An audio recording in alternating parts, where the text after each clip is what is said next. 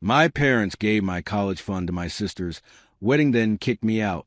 Growing up in suburban Ohio, I always knew where I stood in the family hierarchy. Second place. Not that my parents would ever admit it, but actions speak louder than words, and their actions practically screamed it through a megaphone. My sister, Emily, was 5 years older, and to hear my parents tell it, she practically walked out of the womb wearing a business suit. Straight A student, debate team captain, prom queen, you name it, she nailed it. Every refrigerator in our house was covered with her achievements, while my solid B-plus report cards warranted a distracted good job over dinner. Don't get me wrong, I loved Emily. It wasn't her fault she was perfect, and she never lorded it over me. She was always my biggest cheerleader, even when Mom and Dad were too busy attending her events to make it to mine. But living in her shadow was like trying to grow in a permanent eclipse. Your sister got into Northwestern. My mom announced one evening, practically vibrating with excitement as she waved the acceptance letter. Dad popped champagne, actual champagne, while I sat quietly picking at my meatloaf. I was 13 at the time, old enough to understand what a big deal Northwestern was, but young enough to feel invisible in moments like these. That night, I overheard them talking about finances. Northwestern was expensive, like sell a kidney expensive, but Dad's voice was firm. We've been saving for this since she was born. Our daughter deserves the best education possible. I remember thinking, they're saving for me too, right? When I asked at breakfast the next morning, Dad ruffled my hair and said, "Of course, buddy. We got college funds for both our kids. You just focus on following your sister's example." So I did. I stopped coasting on natural talent and started grinding. I joined every club that looked good on applications. I stayed up studying until my eyes burned. I volunteered at the local animal shelter every weekend for 3 years straight. My junior year, I made varsity basketball and maintained a 3.9 GPA while taking 4 AP classes. When the acceptance letter from UC Berkeley arrived during my senior year, I couldn't wait to share the news. I'd worked so hard for this moment. At dinner, I proudly slid the envelope across the table between the mashed potatoes and green beans. The silence that followed was deafening. Mom and Dad exchanged that look. The one adults give each other when they're about to deliver bad news to a kid. That's great, honey," Mom finally said, her enthusiasm clearly forced. Dad cleared his throat. "Listen, we need to talk about something important." My stomach knotted as I watched Dad's face shift into what I called his serious business expression. "We don't have the money for Berkeley," he said bluntly, "or any university right now." The words hit me like a physical blow. "What do you mean? You've been saying for years you were saving for my college, just like you did for Emily." Mom looked down at her plate. "We had to make some difficult decisions recently." "What decisions?" I demanded, my voice cracking. "Your sister is getting married next spring," Dad explained, as if that answered everything. "And she's also starting her own investment portfolio. She needed some capital to get established properly." I couldn't believe what I was hearing. "You gave my college money to Emily? She already has a job. A good one." "It's not that simple," Mom interjected. "Emily has a plan. She's always been responsible with money and has clear goals. This investment in her future will pay off for all of us." "What about MY future?" The unfairness of it all made my voice shake. Dad's expression hardened.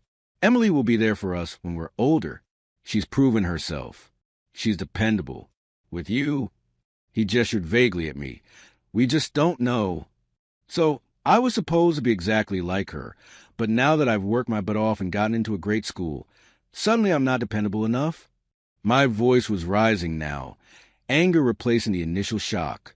"Watch your tone," Dad warned. "There are other options. Student loans exist for a reason." "Right. So Emily gets a free ride through Northwestern and money for her wedding and startup cash, while I get debt. Makes perfect sense." The sarcasm dripped from every word. Dad slammed his hand on the table, making the dishes jump. "That's enough.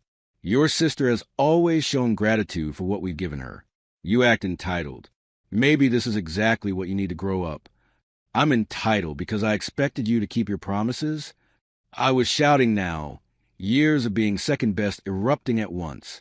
We invested in Emily because we know she'll take care of us when we're older. Dad shouted back. She's proven herself. You're still a question mark. And with this attitude, I'm not optimistic. My chest felt tight, like all the air had been squeezed out. So I was just, what? A backup plan? In case super perfect Emily didn't pan out. The look on their faces told me I'd hit the nail on the head. Get out. Dad's voice was quiet now, which was scarier than the yelling. If you think you deserve the same as your sister, without putting the work, without showing the same responsibility, then you can figure things out on your own. Go make your own way. Richard. Mom gasped, but she didn't contradict him. I'm serious. Dad continued, eyes locked on mine. You want to act like an adult who knows better than his parents? Fine. Be an adult. Support yourself. See how far that attitude gets you. So let me get this straight. I said, my voice unnervingly calm. You fully funded Emily's education at Northwestern, which costs about twice what Berkeley does. You bought her a car when she graduated. You're paying for her wedding. But I'm supposed to start my adult life buried in debt because it'll build character? Mom started crying, which was her standard move when confronted with her own mistakes. Dad got defensive, talking about how different things were financially when Emily went to college, how I was acting entitled, how disappointed he was in my reaction. But I wasn't really listening anymore. Something had broken inside me. Trust, maybe, or the last remnants of childhood innocence. For 18 years, I believed what they told me. Work hard and we'll support you. But that support had always been conditional, in ways I was only now understanding. I felt numb as I went upstairs and pulled out my largest suitcase. I packed methodically. Clothes, laptop, basketball trophies, and the $3,400 I'd saved working part-time at the grocery store. My hands were steady, but inside, everything was collapsing. When I came downstairs with my suitcase, Mom started crying. You don't have to leave, she said weakly, but she made no move to stop Dad, who stood with his arms crossed, blocking the kitchen doorway. So, you're really going to do this? Dad said, his voice cold. We've given you everything, and this is how you repay us? By throwing a tantrum? I looked at him, really looked at him, and realized I didn't recognize this person anymore. Or maybe I was seeing him clearly for the first time. Everything. I echoed. You gave Emily everything. You gave me whatever was left over. Dad's face reddened. Fine. Leave. See how far you get on your own. I shouldered past him and headed for the door. Behind me, I could hear Mom sobbing and Dad telling her to let me go, that I needed to learn this lesson the hard way. I loaded my stuff into my beat-up Honda Civic, a hand-me-down from Emily, of course, after our parents bought her a new one for college graduation. My hands shook as I started the engine and backed out the driveway, no destination in mind. Just a desperate need to be anywhere but there. 3 hours later, as night fell, I found myself in the massive parking lot of a Walmart 2 towns over, engine off, forehead resting against the steering wheel. My phone showed 12 missed calls from Mom, 5 from Dad, and a text from Emily asking what was going on. I turned the phone off and reclined my seat as far as it would go, staring up through the windshield at the harsh security lights. Tomorrow I'd figure out what came next. Tonight, I just needed to process the bitter truth. I had always been the backup child, the safety school, the consolation prize. And now I was on my own, waking up in a Walmart parking lot with a stiff neck and foggy windows wasn't exactly how I planned to start my adult life. The reality of my situation hit me like a truck. I was homeless, with only $3,400 to my name and no plan B. So much for my bright college future. After a quick bathroom visit to the 24-hour store where I splashed water on my face and tried to look less like someone who just slept in their car, I headed to the nearest McDonald's. $1 coffee bought me Wi-Fi access and a warm place to sit while I searched for jobs and affordable housing on my laptop. The housing search was soul-crushing. Even the sketchiest studio apartments wanted first and last month's rent plus security deposit. That would burn through half my savings before I even bought groceries. I shifted focus to finding work, any work, Immediately, that first week was a blur of rejections. The pizza place wasn't hiring. The gas station wanted someone with experience. The grocery store already had enough staff. By day 5 of living in my car, showering at the gym with a day pass, and eating dollar menu items, desperation was setting in. My college dreams felt like some distant fantasy from another lifetime. My break finally came at a small diner where the owner, a guy named Tony who looked like he'd seen it all, needed a dishwasher. The job paid cash daily, $9 an hour for 5-hour shifts. It barely covered gas and food, but it was something. I took it without hesitation. A week later, I landed a second job stocking shelves at a convenience store 3 nights a week. Between both jobs, I was working 47 hours weekly, but still sleeping in my car. This wasn't sustainable, especially with winter approaching. The convenience store manager had already caught me napping in the parking lot once and warned me not to make a habit. The motel on the edge of town advertised weekly rates that would eat most of my earnings, but at least I'd have a real bed and a shower. The place reeked of cigarettes and broken dreams, but the manager took cash and didn't ask questions. I paid for a week up front and nearly cried when I finally stretched out on a real mattress, even if it had suspicious stains. Just when I thought I'd stabilized my situation, the convenience store cut my hours. I needed something better, more reliable. That's when I spotted a hiring sign at Whole Foods. Starting pay was $15 an hour with benefits after 90 days, practically a fortune compared to my current gigs. The catch? They wanted someone with open availability and a passion for organic living. I spent an hour in the library crafting the perfect application, making myself sound like someone who stayed up nights worrying about pesticides and recycling. The interview with the assistant manager went surprisingly well, especially when I mentioned my sister worked in finance and had told me about how companies with strong environmental values outperform competitors long-term. My new job was on the night cleaning crew, less glamorous than the smiling cashiers in green aprons, but paid the same and meant minimal customer interaction. I quit the dishwashing job, but kept the convenience store gig for extra cash. My schedule was brutal. Stocking shelf from 4 to 7 p.m., then cleaning Whole Foods from 10 p.m. to 6 a.m., sleeping from 8 a.m. to 3 p.m. But for the first time since leaving home, I was actually saving money. 2 weeks into Whole Foods job, I found a room for rent that changed everything. An elderly couple needed a tenant for their finished basement, $450 monthly, utilities included. They wanted someone quiet and respectful who wouldn't mind occasional yard work. After weeks in a motel where my neighbors included what sounded like an amateur metal band and a couple whose fights regularly ended with thrown furniture, quiet sounded like paradise. The Wilsons were in their 70s and seemed immediately comfortable with my Midwestern manners. The basement room was bigger than my motel room, with actual windows, a private bathroom, and a small kitchenette. When Mr. Wilson mentioned mowing the lawn twice monthly, I immediately offered to do it weekly. We shook hands, and just like that, my housing costs were cut in half. I hadn't spoken to my parents since leaving. Mom had sent dozens of texts the first few weeks, which tapered off to occasional check-ins asking if I was safe. Dad hadn't reached out at all. Emily called once, awkwardly trying to mediate, but I cut the conversation short.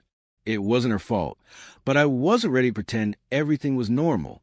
It was during a particularly quiet Tuesday night shift at Whole Foods that everything changed again. I was mopping the produce section, earbuds in, when I heard a crash and a cry. An elderly woman had slipped despite the caution signs I placed. My stomach dropped as I rushed over, expecting anger or threats of a lawsuit that would cost me my job. Instead, she seemed more embarrassed than hurt, though she dropped her groceries everywhere. Apples rolled under displays, and a carton of eggs was completely destroyed. I helped her up while apologizing profusely. She brushed off my concerns with surprising grace, introducing herself as Mrs. Peterson. She had to be at least 80, but moved with the alertness of someone much younger. She insisted the fall was her fault for not seeing the signs, but I still felt responsible. When I noticed she was moving gingerly despite her claims of being fine, I offered to drive her home after quickly getting permission from my supervisor for a short break. To my surprise, she accepted without much persuasion, admitting her hip was bothering her more than she wanted to acknowledge. Her house was a small, perfectly maintained cottage with flower boxes in the windows. Inside was like stepping into another era. Doilies, family photos, and ceramic figurines covered every surface. I carried her groceries to the kitchen, declining the $20 bill she tried to give me. She studied me with sharp blue eyes, commenting that not many young people would take responsibility like that. When I introduced myself as Mike, she offered to bring me homemade cookies next time she shopped, since I wouldn't take her money. True to her word, Mrs. Peterson returned the following week with chocolate chip cookies that put store-bought ones to shame. She became a regular Tuesday night visitor, often bringing baked goods or chatting during my break. I learned she was a widow of 15 years, whose husband had been a history professor at the local college. They never had children, and she filled her days with volunteer work, gardening, and maintaining her husband's collections. One night, I mentioned not being able to take my usual break because another cleaner had called out. Mrs. Peterson mentioned needing help moving some boxes in her attic, but hesitating to hire someone, as she didn't trust handyman services. I offered to stop by after my shift, and she promised breakfast in return. When I arrived at 6:30 a.m., she had prepared a feast, pancakes, bacon, fresh fruit, that made my usual gas station sandwiches seem like prison food. After eating, she led me to a narrow staircase going to the attic. The space was surprisingly large and well lit with dormer windows. Dozens of carefully labeled boxes and display cases lined the walls. For someone claiming to be overwhelmed, her late husband had been remarkably organized with his collections. Robert collected many things, she explained as I helped move boxes. Coins, war memorabilia, first edition books. But his true passion was stamps. She guided me to a large table where several leather-bound albums sat, explaining they needed to be moved to a display cabinet, but were too heavy for her to handle safely. As I carefully transported them, curiosity got the better of me, and I asked if I could look inside. Mrs. Peterson seemed pleased by my interest, opening one album to reveal pages of colorful stamps, each in its own protective sleeve with handwritten notes. Though I knew nothing about stamp collecting, it was clear these were meticulously preserved and organized. As we went through the albums, she shared stories about how her husband would get excited about new additions to his collection, sometimes traveling to specialized auctions or corresponding with other collectors around the world. According to her, he'd spent decades building this collection, treating each stamp like a tiny piece of history. By the time we finished organizing the attic, the morning sun was streaming fully through the windows. Mrs. Peterson closed the final album with careful hands, looking thoughtful. It's been years since anyone showed interest in these. Robert would have enjoyed sharing his collection with someone who appreciates the care that went into it. As we headed downstairs, she mentioned having many more albums we hadn't looked through yet. Robert was quite thorough with his collection, she said. There are dozens more albums stored away. Perhaps another time we could look through those as well. Over the next few weeks, my visits to Mrs. Peterson's house became the highlight of my otherwise monotonous work-sleep-work routine. I'd stop by after my Whole Food shifts, usually bringing coffee and donuts from the 24-hour shop near my place. In return, she'd have stories ready, the kind that only someone who's lived 8 decades can tell. One rainy Thursday morning, I arrived to find her struggling with a leaking kitchen faucet. Water pooled around her feet as she fumbled with a wrench that looked almost too heavy for her thin hands. My dad might have been a disappointment in many ways, but he had taught me basic home repairs. 20 minutes and a few improvised parts later, I had the leak fixed. Mrs. Peterson insisted on paying me, and I just as firmly declined. The homemade blueberry muffins she offered instead were payment enough. As we sat at her kitchen table eating those muffins, she mentioned needing to go through more of Robert's collections for insurance purposes. Her niece had been pressuring her to update her policies, especially with the recent break-ins in neighboring towns. My ears perked up at this. I hadn't realized her collection might be valuable enough to attract thieves.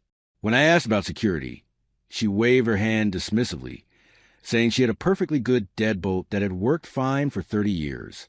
Something about the casual way she dismissed potential danger to herself bothered me. Before leaving, I checked her locks and windows. Most were original to the house, and could probably be jimmied open with a credit card. I made a mental note to pick up some extra security devices next payday. 2 days later, I returned with a small bag of easy-to-install window alarms. Nothing fancy, just magnetic sensors that would screech if the contact was broken. Mrs. Peterson seemed touched by my concern, but humored me as I installed them on her ground-floor windows. When we finished the impromptu security upgrade, she disappeared upstairs, returning with a leather-bound album different from the ones in the attic. This one looked older, with worn edges and a faded gold embossing on the cover. She placed it on the dining room table with unusual reverence, carefully opening to the first page. According to her, this album was special, Robert's personal favorite. While the attic housed his extensive collection, this album contained what he considered his greatest treasures. The stamps here weren't necessarily organized by country or era, but were chosen for their personal significance or exceptional qualities. As she turned the pages, I noticed these stamps looked different from the others I'd seen. Even to my untrained eye, they appeared older, more distinctive. Mrs. Peterson pointed out certain stamps, mentioning names that meant nothing to me then: the blue Mauritius, the inverted Jenny, and something she called British Guiana. She handled each page with white cotton gloves she kept specifically for this purpose, explaining that oils from human hands could damage the stamps. The way she spoke about them, with a mixture of reverence and casual familiarity, made me increasingly curious about what exactly I was looking at. When she stepped away to make tea, I discreetly snapped a few photos with my phone, planning to look up some of these names later. I wasn't being nosy. I just wanted to learn more about her husband's passion, maybe find something interesting to talk about during our next visit. That night after my shift, exhausted but too curious to sleep, I Googled some of the names I remembered. What I found nearly made me drop my phone. The blue Mauritius from 1847 was one of the rarest stamps in existence. Last auction price, $1.6 million. The inverted Jenny from 1918, where a printing error caused the airplane to appear upside down, around $1.35 million. And the British Guiana from 1856, a similar one had sold for $9.5 million, making it the most valuable stamp in the world. I stared at my phone screen in disbelief, then zoomed in on the photos I'd taken. I wasn't an expert, but the stamps in Mrs. Peterson's album looked authentic. The aging of the paper, the colors, the placement in specialized holders with handwritten notes about provenance. Sleep was impossible after that discovery. I spent hours researching stamp collecting, or philately, as I learned it was called. I read about authentication, preservation methods, and the specific characteristics of valuable stamps. By morning, I was bleary-eyed but convinced that Mrs. Peterson was sitting on a fortune that would make my parents' house look like pocket change. A moral dilemma kept me tossing in bed the next day. Should I tell her? What if she already knew? But if she did, why was she living so modestly? And if she didn't know, would the information be too overwhelming? She seemed sharp for her age, but finding out you're unexpectedly wealthy could be a shock to anyone's system. More selfishly, what would this mean for our friendship? Would she see me differently, maybe even suspiciously, once millions of dollars entered the equation? After much internal debate, I decided honesty was the only option. If nothing else, she needed to know for security reasons. Those window alarms I'd installed were laughably inadequate protection for items worth millions. I visited her that weekend, bringing my laptop loaded with research. My hands were actually shaking as I rang her doorbell, rehearsing different ways to broach the subject. Mrs. Peterson greeted me with her usual warmth, already talking about a cherry pie she'd baked that morning. I sat uncomfortably through tea and pie, waiting for the right moment. Finally, when she mentioned Robert's stamps again, I took a deep breath and asked if she knew how much they might be worth. Her answer surprised me. Of course, Robert had known the value of certain pieces. She explained. He was a history professor. After all, meticulous about documentation. He'd maintained detailed insurance records, though she admitted she hadn't updated them since his death. The collection had mostly sentimental value to her, physical reminders of his passion, and the stories behind each acquisition. I gently suggested that some of the pieces might have appreciated significantly since her husband's time. When I showed her current auction values for stamps similar to hers, her teacup froze halfway to her lips. For a moment, I feared I had made a terrible mistake. But then she set down her cup carefully and asked to see more information. We spent the next few hours going through my research, comparing photos to her actual stamps. With each confirmation, her expression grew more astonished. By the end of our impromptu research session, we'd identified at least 7 stamps in her collection that could be worth 6 or 7 figures each. The total value was impossible to determine without professional appraisal, but it was clearly millions. Mrs. Peterson sat silently for a long while after we finished. I worried that I'd overwhelmed her, but then she started laughing, a genuine melodious sound that seemed to shed years from her face. According to her, Robert had always joked that his little paper squares would be their retirement fund. She'd always nodded along, humoring him. Now it appeared he'd been right all along, to a degree neither of them could have imagined. Her good humor faded slightly when we discussed security. The stamps needed to be properly stored, possibly in a bank vault. Her homeowner's insurance was woefully inadequate for items of this value. And most importantly, nobody else should know about this until proper security measures were in place. Over the next week, I helped Mrs. Peterson research secure storage options and specialized insurance for collectibles. We made appointments with reputable appraisers who specialize in rare philatelic items. She authorized me to install better locks and a small home security system, insisting on paying me properly this time. Our planning took on greater urgency when news broke of a break-in just 3 blocks away. The target? An elderly collector of antique coins. The timing seemed too coincidental to ignore.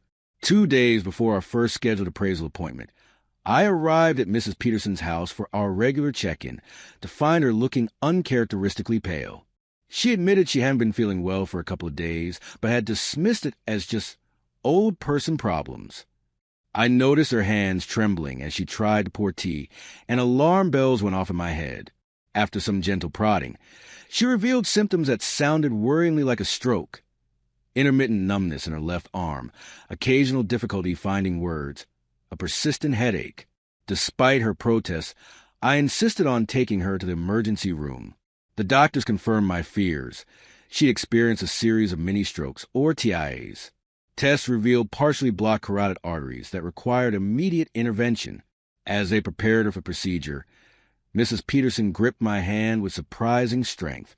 The security of Robert's collection was clearly weighing on her mind, even as medical staff hustled around her. She pressed her house keys into my palm, asking me to secure the most valuable album while she was hospitalized. She worried about it being alone in an empty house, especially with the recent break-ins. Nobody else had keys to her house, she explained, and she didn't trust her nieces and nephews to understand the collection's significance or security needs. The trust she was placing in me, someone she'd known for barely 2 months, was staggering. Here was a woman potentially worth millions, entrusting her greatest assets to a college dropout who mopped floors at Whole Foods. As the nurses wheeled her away for pre-op preparations, she beckoned me closer. With a serious expression that belied her usual cheerfulness, she whispered instructions about a hidden wall safe behind the painting in her bedroom, including the combination. That's where I'd find the most valuable album, she explained. That night after leaving the hospital, I drove straight to Mrs. Peterson's house, constantly checking my rear-view mirror to make sure I wasn't followed. The streets seemed eerily quiet, and her darkened home looked vulnerable, sitting there empty. I slipped inside quickly, locking the door behind me. Following her instructions, I found the hidden wall safe behind the painting in her bedroom, a modest landscape that turned out to be mounted on hinges. The combination worked exactly as she'd said, and inside was a leather-bound album she'd shown me earlier, along with some jewelry and documents. I secured the album in my backpack and relocked the safe, debating whether to take anything else. In the end, I decided to follow her instructions precisely. Just the album. After double-checking all windows and doors, I left, that strange warning of hers echoing in my mind. I haven't told you everything about Robert's collection. What I'd planned as a quick retrieval mission turned into a daily routine as Mrs. Peterson's hospital stay stretched from days into weeks. Her procedure had gone well, but complications developed. Pneumonia, then a secondary infection. At 82, even minor setbacks could become serious threats. I visited her daily, working my shifts at Whole Foods, catching a few hours of sleep, then heading to the hospital. The nursing staff started recognizing me, occasionally sneaking me in outside visiting hours. Mrs. Peterson seemed to brighten whenever I arrived, though she tired quickly. During one visit, she mentioned her niece Charlotte had called the hospital asking about her condition. According to Mrs. Peterson, Charlotte hadn't visited in over 3 years, but suddenly seemed very concerned about her aunt's health and her house. That same day, I drove by Mrs. Peterson's place to find a luxury SUV parked in the driveway and lights on inside. My heart rate spiked as I parked down the street and approached cautiously. Through the living room window, I could see a middle-aged woman and man rifling through desk drawers. I called the police immediately, identifying myself as Mrs. Peterson's caretaker. When the officers arrived, the couple introduced themselves as Charlotte and her husband, using their own key to check on Aunt Margaret's house after hearing about her hospitalization. The officers seemed satisfied with their explanation, but I wasn't. Something about their forced smiles and the way Charlotte's eyes kept darting to the bookshelves made me uneasy. When they left, I made a show of installing additional locks at Mrs. Peterson's request, ensuring they knew the house was being monitored. That night, I moved the most valuable stamps from my apartment to a safe deposit box I'd rented using some of my savings. Better safe than sorry. As days turned into weeks, Mrs. Peterson's condition fluctuated. Good days where she was lucid and talkative would be followed by setbacks. During one of her better days, she asked for a notary to visit her room. She had a lawyer bring papers for her to sign, insisting I step out during their meeting. Afterward, she seemed more at peace, though she wouldn't tell me what the documents were about. She only squeezed my hand and said I'd been a blessing dropped from heaven at exactly the right time. 2 days later, I arrived at the hospital to find a room full of medical staff. My stomach dropped as a doctor pulled me aside to explain they were moving her to intensive care. The infection had reached her bloodstream, and at her age, the prognosis wasn't good. For the next 3 days, I barely left the hospital, sleeping in uncomfortable waiting room chairs and showering in the hospital's family facilities. The Whole Foods manager, understanding my situation, rearranged the schedule to cover my shifts. On the 4th day, early in the morning, a nurse gently woke me. Mrs. Peterson had passed peacefully in her sleep. The grief hit me like a physical blow. This woman had become more family to me in a few months than my actual relatives had been in years. I was still processing her death when her lawyer, Mr. Harmon, contacted me. Mrs. Peterson had updated her will after her hospitalization, and he needed to speak with me as soon as possible. A cold knot formed in my stomach as I agreed to meet him that afternoon. Mr. Harmon's office was exactly what you'd expect from a small-town lawyer, with paneling, leather-bound law books, and a desk that had probably witnessed 50 years of life-changing conversations. He wasted no time getting to the point. Mrs. Peterson had left me her house, its contents, and specifically, her late husband's entire stamp collection. I sat there stunned as he continued explaining the details. She had no children, and while she had nieces and nephews, she hadn't been close with any of them. The changes to her will have been made legally, with witnesses and a doctor's confirmation of her mental competence. Mr. Harmon slid a sealed envelope across the desk, a personal letter Mrs. Peterson had written to me. I couldn't bring myself to open it there, tucking it into my pocket instead. As predicted, the family contested the will immediately. Charlotte, as the eldest niece, led the charge, claiming I had manipulated a vulnerable elderly woman. Their lawyer sent a cease and desist letter demanding I not enter the house or touch any of its contents until the matter was resolved. The following weeks were a nightmare of legal meetings, accusations, and stress. Charlotte's husband cornered me outside my apartment one evening, suggesting we could work something out if I walked away from the collection. When I refused, the family's tactics turned uglier. Anonymous calls to my employers questioning my character. Rumors spread around town that I was a con artist targeting seniors. The Wilsons, my elderly landlords, stood by me, but I could feel judgment from others who didn't know the full story. Who would believe that a part-time janitor deserved a fortune in rare stamps over actual family members? The case went before a judge 3 months after Mrs. Peterson's death. I'd hired my own lawyer, using most of my savings, a young but sharp attorney named Sarah Kim, who specialized in estate law. She advised me to bring the personal letter, which I'd finally read alone in my room, tears streaming down my face as Mrs. Peterson explained how much our friendship had meant to her. Charlotte's side painted me as an opportunistic vulture who had wormed my way into a confused old woman's life. What became clear during the proceedings was that Charlotte and the other relatives had only recently discovered the potential value of the stamps.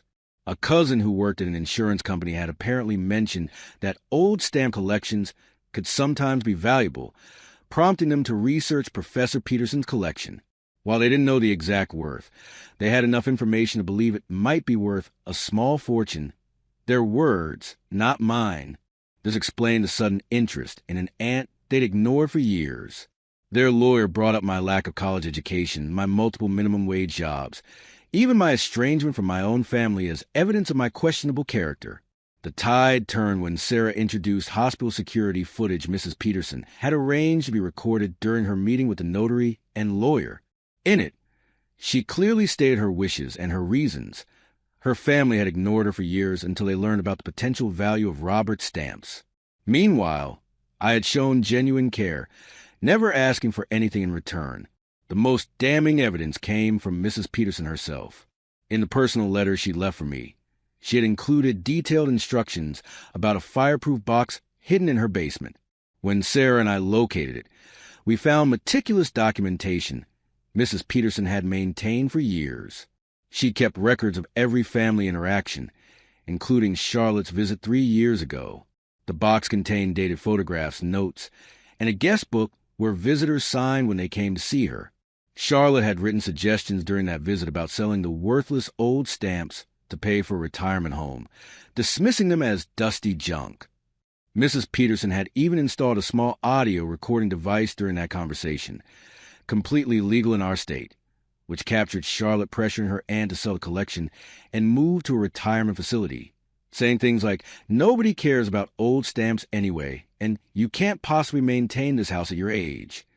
The recording had a clear timestamp, and Charlotte's condescending tone as she dismissed her uncle's life's work was unmistakable to everyone in the courtroom. The judge took only 2 days to uphold the will, ruling that Mrs. Peterson had been of sound mind and her wishes were clear. Charlotte and the others left the courtroom without looking at me, their inheritance dreams evaporating. I was now the owner of a mortgage-free house and a stamp collection conservatively valued at over $12 million. The reality of it didn't sink in for weeks. I kept working at Whole Foods, partly from habit, partly because I didn't know what else to do. The house remained largely untouched. I couldn't bring myself to move in. Not yet. It still felt like her space. Mr. Harmon connected me with a financial advisor who helped me navigate the sudden wealth and the tax implications. We decided that selling part of the collection would provide liquid assets while preserving the most historically significant pieces. 6 months after Mrs. Peterson's death, I found myself in the Manhattan offices of Sotheby's, the famous auction house. Experts carefully examined each stamp, their eyes widening as they turned pages in the albums. Terms like museum quality and unparalleled provenance floated around me as they discussed the upcoming auction. The head of their collectibles department, a distinguished gentleman with wire-rimmed glasses, asked how I'd come to possess such extraordinary items. As I briefly explained Mrs. Peterson's friendship and generosity, he nodded thoughtfully. "You know," he said, examining the blue Mauritius under magnification, "collections like this don't just represent monetary value. They're historical artifacts, windows into the past. Professor Peterson wasn't just a collector. Based on these specimens in his documentation, he was one of the most knowledgeable philatelists of his generation. It's remarkable his collection remained unknown to the broader community." That comment triggered something in my memory. Mrs. Peterson's cryptic warning about complications with the collection. I still hadn't discovered what she'd meant, but something told me I would soon find out. As the Sotheby's team carefully cataloged each item for the upcoming auction, estimated to bring between $8 to $15 million, I couldn't help wondering what other secrets might be hidden within those delicate paper squares. The collection had already transformed my life in ways I never could have imagined, and something told me the story wasn't over yet. The night before the Sotheby's auction, I couldn't sleep, not from worry, from disbelief. Tomorrow, pieces of paper roughly the size of postage stamps, which sell for more money than most people see in a lifetime. My life had transformed from sleeping in my car at Walmart to temporarily renting a decent apartment while staying in a luxury hotel in Manhattan. All because an elderly woman had slipped on a wet floor. The auction itself was surreal. The room filled with serious-looking collectors, museum representatives, and the ultra-wealthy who collected rare items like others collect Instagram followers. I sat in a reserved section near the front, guided by my Sotheby's representative, feeling wildly out of place in my new suit, the first I'd ever owned that wasn't rented for a funeral. When the first lot from Mrs. Peterson's collection hit the block, a set of early American stamps, including a rare Benjamin Franklin Z grill. The bidding started at $500,000 and rocketed upward so fast the auctioneer could barely keep up. It eventually sold for $1.2 million. And that was just the beginning. By the end of the auction, the collection had brought in just over $13 million. After Sotheby's commission and taxes, I would clear around $9 million. The financial advisor, Mrs. Peterson's lawyer, had connected me with had already established the necessary accounts and investment vehicles to manage it all. The auction made national news. Stamp collecting isn't exactly headline material these days, but the human interest angle of a night janitor inheriting a fortune from an elderly widow he befriended captured media attention. Most coverage was respectful, focusing on Mrs. Peterson's generosity and the extraordinary collection itself. I should have anticipated what would happen next. 3 days after returning home, I was unpacking groceries in my rented apartment when my phone rang. It was my mother's number, a call I never expected to receive. She sounded strange, almost nervous, asking if they could see me. After some hesitation, I agreed to meet them the following day at a coffee shop near my place. When I arrived at the coffee shop, they were already waiting, looking exactly the same yet somehow different. Dad had lost weight, and Mom's hair had more gray than I remembered. For a moment, we all just stared at each other. It had been nearly 2 years since I'd walked out of their house with a suitcase. 2 years without a single call from my father. Mom broke the silence by tentatively reaching for my hand across the table. Dad remained stiff in his chair, his expression a mixture of discomfort and something I couldn't quite identify. Pride? Embarrassment? Regret? Maybe all three. They'd seen me on the news. Of course they had. The story had run nationally, with pictures of me at the auction and headlines about the janitor millionaire. The whole country knew I'd gone from mopping floors to millions overnight. We made awkward small talk over coffee, with Mom commenting on how I looked too thin and asking about my temporary living situation with obvious judgment in her tone. Dad remained mostly silent, occasionally glancing around the coffee shop as if assessing its value. After 30 minutes of uncomfortable small talk, they finally got to the point of their visit. Dad had been diagnosed with a serious but treatable form of lymphoma. Their insurance covered part of the treatment, but the out-of-pocket expenses were crushing them. Nearly $450,000 in medical bills had already accumulated, with more to come. As Dad reluctantly explained their financial situation, I felt a bizarre sense of déjà vu. Once again, we were talking about money, needs, and family obligations. The irony wasn't lost on me. When I asked if they considered asking Emily for help, their expressions told me everything before they even answered. They had gone to her first. My perfect sister, who'd followed their blueprint for success, who they'd invested in because she would take care of them when they were older, had turned them down flat. According to Mom, Emily and her investment banker husband lived in a luxury penthouse downtown now. When presented with Dad's medical bills, she had informed them that she had her own financial priorities, explaining coldly that this is why people have health insurance, and that she wasn't an ATM. She'd even suggested they ask me instead, telling them I was flush with unearned cash, and wasn't doing anything important with it anyway. I sat in stunned silence, processing this information. The golden child had refused to help, while they assumed the backup child would open his wallet without question. The same wallet they'd told me to fill through student loans because it would teach me responsibility. Dad misinterpreted my silence as reluctance. In a voice I barely recognized, humbled, almost pleading, he said they wouldn't be asking if they had any other options. They were considering selling their house. But even that wouldn't cover everything. Part of me wanted to savor this moment. To remind them of that night, they'd chosen Emily's wedding over my education. To tell them about living in my car while working multiple jobs. To inform them that I had, in fact, learned responsibility, just not the way they'd intended. But looking at my father, thinner, grayer, diminished by illness and the humiliation of asking for help, I couldn't find satisfaction in their reversal fortune. Whatever grievances I had with them, I didn't want to become the person who could watch someone suffer when I had the means to help. I told them I would think about it and let them know. The relief on their faces was immediate, though Dad tried to maintain some dignity by assuring me they would pay me back eventually. We all knew that was unlikely. After they left, I sat in my apartment for a long time, staring at nothing.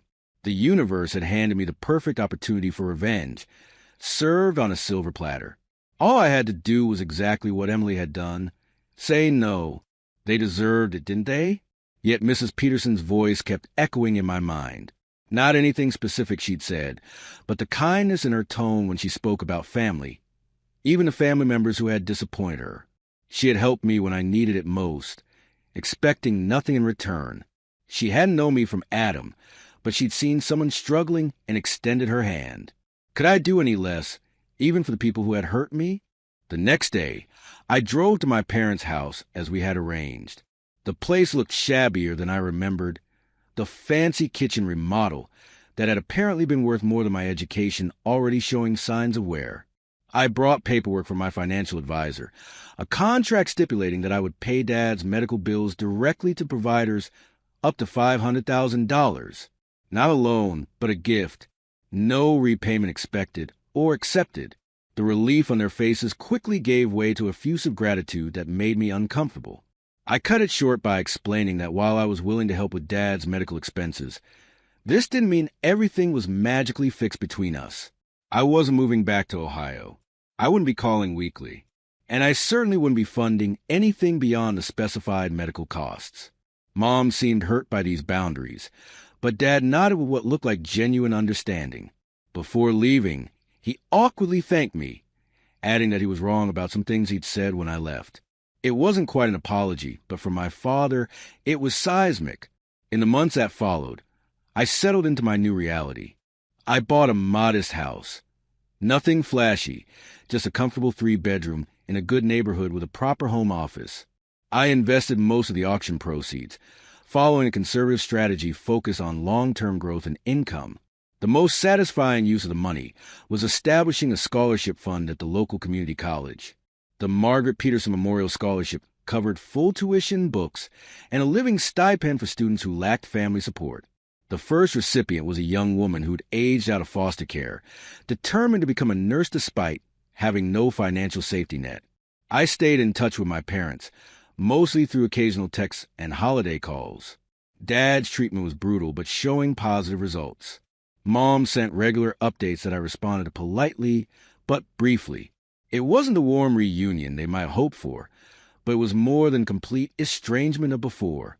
Emily reached out once, after learning I'd paid for Dad's treatment.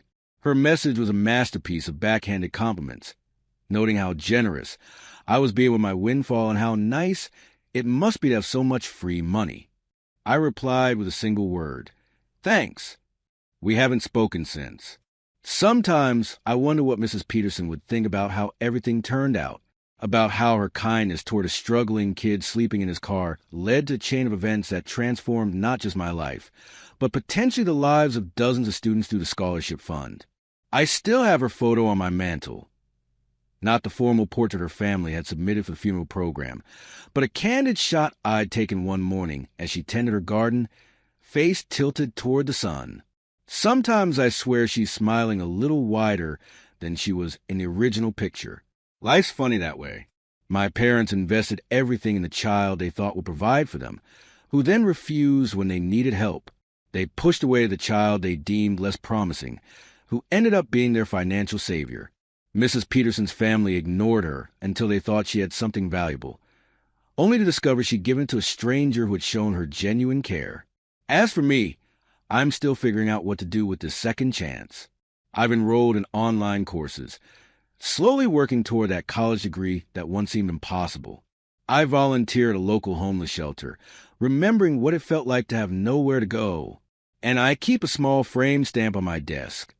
Not one of the valuable ones, just a colorful bird stamp that Mrs. Peterson had mentioned was one of her favorites. It reminds me daily that the smallest things can have immense value, that kindness without expectation is the rarest commodity of all, and that life has a way of coming full circle when you least expect it.